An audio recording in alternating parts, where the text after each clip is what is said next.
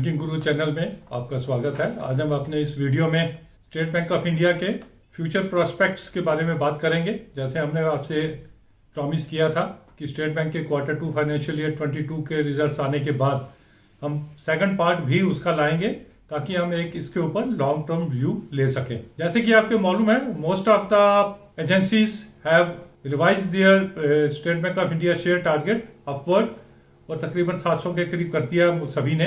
किसी ने भी नेगेटिव इसके ऊपर नहीं कहा है। हम अपना टारगेट जो लेके चल रहे हैं तकरीबन एक साल में 700, उससे पहले भी हो सकता है, और तकरीबन 3 साल में 1000 रुपया क्रॉस हो जाना चाहिए। अब पहले तो शॉर्ट टर्म रीजंस इसके देख लेते हैं, उसके बाद लॉन्ग टर्म रीजंस की भी बात करेंगे।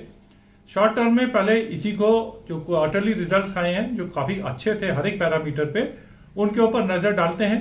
नेट इंटरेस्ट इनकम 10.65% से इनकी YOY बढ़ गई ईयर ऑन ईयर, मतलब एक साल पिछले साल में अगर सितंबर क्वार्टर देखें और इस साल का सितंबर क्वार्टर देखें तो नेट इंटरेस्ट इनकम 10% से बढ़ी हुई है। नेट इंटरेस्ट मार्जिन 3.5% पे ये मेंटेन करके चल रहे हैं, जो YOY 16 BPS बढ़ गया है। डिपॉजिट्स तकरीबन 10% बढ़े हैं YOY। एडवांसेस तकरीबन 6.15% बढ़ गए YOY। होम लोन्स 11% के करीब बढ़ गए। एसेट क्वालिटी की बात करें तो स्लिपेजेस जो इस क्वार्टर में हुई हैं सिर्फ 0.66% हुई हैं, जो तकरीबन 2.5% कम है पिछले क्वार्टर से। क्रेडिट कॉस्ट वो भी डिक्लाइन हुई है 51 BPS से। रिटर्न ऑन एसेट्स 0.61%, हालांकि ये कम है।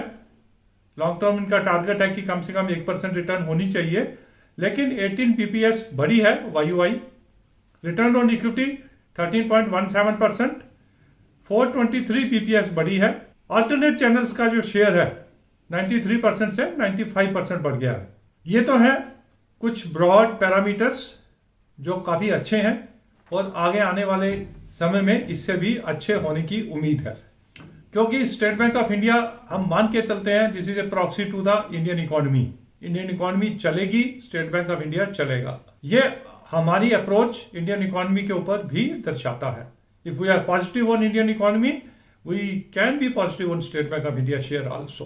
2 और इमीडिएट ट्रिगर्स जो हमें दिखते हैं वो है, एक तो रीस्ट्रक्चर्ड लोन्स, जो हमने कहा है कि it can be a concern for the banks, जो मार्च 22 में they will have to be recovered और दिस विल बिकम NPA।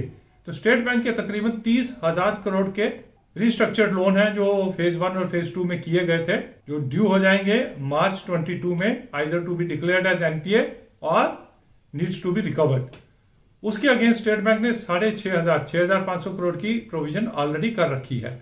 तो as the management has indicated कि 20% से 30% की ये स्लिपेजेस एक्सपेक्ट कर रहे हैं आउट ऑफ दिस 30,000 करोड़। तो मोर और less they have fully provided for जो भी ये झटका मार्च 22 में बैंकों को लगने वाला है। तो एक कंसर्न जो है वो उन्होंने ऑलरेडी टेकन केयर है। ये 30,000 करोड़ उनके टोटल लोन बुक का 1.2% बनता है, कोई बहुत ज्यादा नहीं है। NPAs भी उन्होंने डिक्लेयर किए हैं कि वो विद इन कंट्रोल रखेंगे।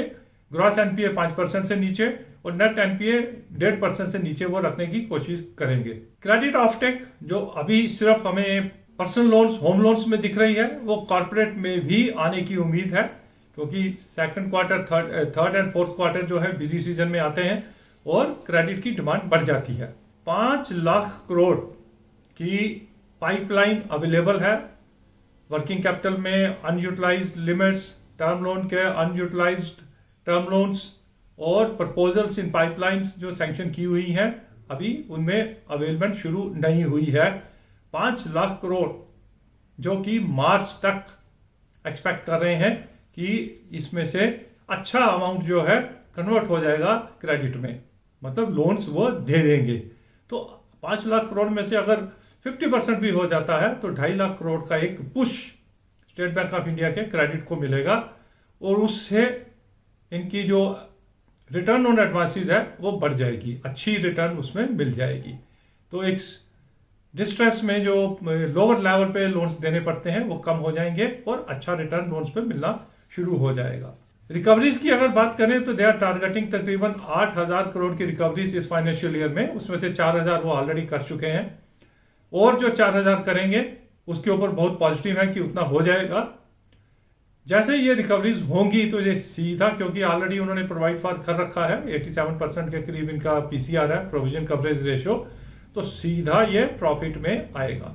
ये तो हो गए 2 क्वार्टर का। अगर लॉन्ग टर्म अगर हम बात कर रहे हैं कि 3 साल में 1000 हो जाना चाहिए, उसके हमने 2-3 फैक्टर्स आपके साथ शेयर किए थे। एक तो प्राइवेटाइजेशन ऑफ पीएसयू बैंक्स।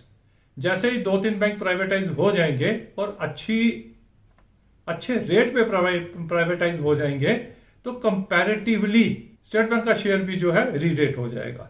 दूसरा है subsidiaries, SBI general, SBI mutual fund, ये अभी भी अनलिस्टेड है।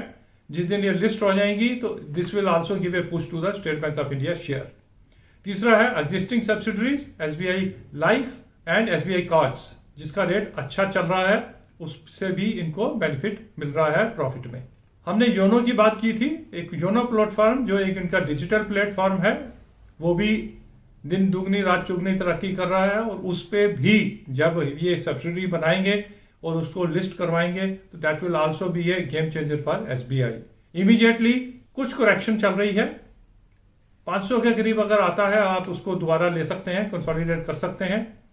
अगले क्वार्टर में 600, 650, उससे आगे चलते चलते फाइनेंशियल ईयर एंड होते होते ये 700 रुपए हो जाना चाहिए, प्रोवाइडेड शेयर मार्केट मोर और लेस स्टेबल रहती है या थोड़ा अपवर्ड मूव में रहती है। लॉन्ग टर्म में 1000 क्रॉस करेगा, it is only a matter of time.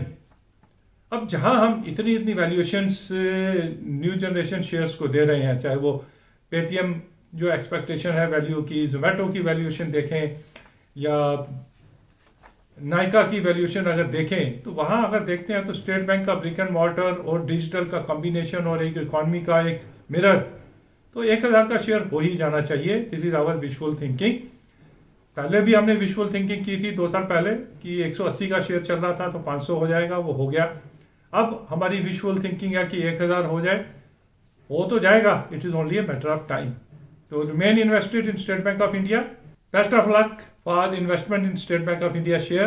अगर आपको ये एनालिसिस अच्छा लगा, please subscribe to our channel so that in future also we can bring some good analysis for you on banking and finance related topics.